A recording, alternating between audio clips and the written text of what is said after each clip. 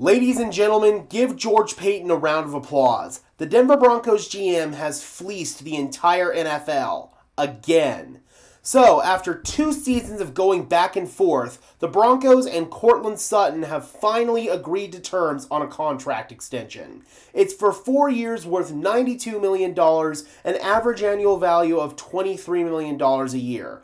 This is an absolute steal for the Broncos. But before we break down just how big of a steal it is, if you could just do me a big favor and smash the like button on this video as well as subscribe to the channel, I would really appreciate it, guys. Those are both free and easy ways to show your support, helps tell YouTube's algorithm to push us out, and it helps us get seen by more and more members of Broncos country just like you and me.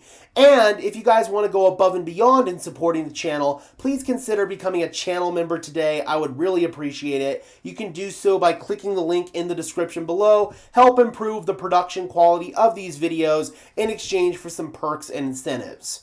So I want to go ahead and bring in the wide receiver contracts in the NFL courtesy of Over the Cap. In terms of average annual value, making $23 million a year, Sutton is tied with Calvin Ridley for the 18th highest paid receiver in the NFL. That alone is a massive steal.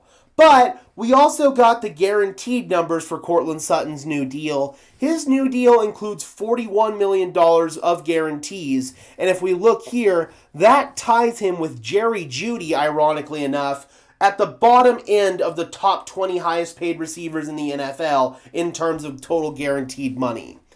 That is insane. Statistically, he and Calvin Ridley were pretty similar.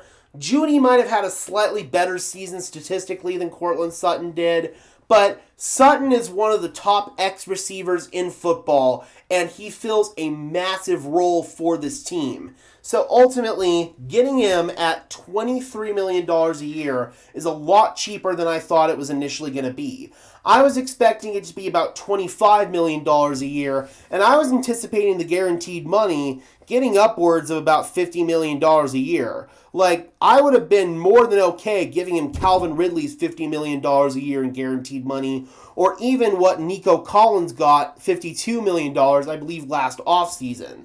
So, yeah, man, this is a big-time fleecing. And it's not the first time that George Paton has pulled something like this off. Pat Surtain signed his big extension, and that aged super well as the cornerback market inflated.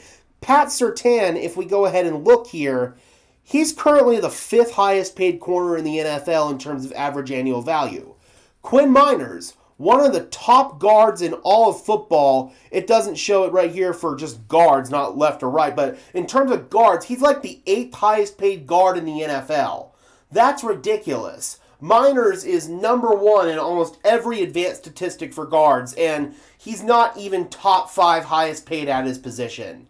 That's just a George Paton masterclass of getting ahead of the market, and I think he was able to do that here in this case as well, going back to wide receivers. Terry McLaurin of the Washington Commanders, who's the same age as Sutton, is also looking for a new deal. He wants $30 million a year. I think this deal that Sutton got is a pretty big blow to McLaurin's hopes of getting that much money. The Broncos were able to get ahead of the market before McLaurin inflated things, and now they made things a little bit more difficult for Terry in terms of his negotiations with Washington. So, overall, man, a great job by George Paton getting this extension done.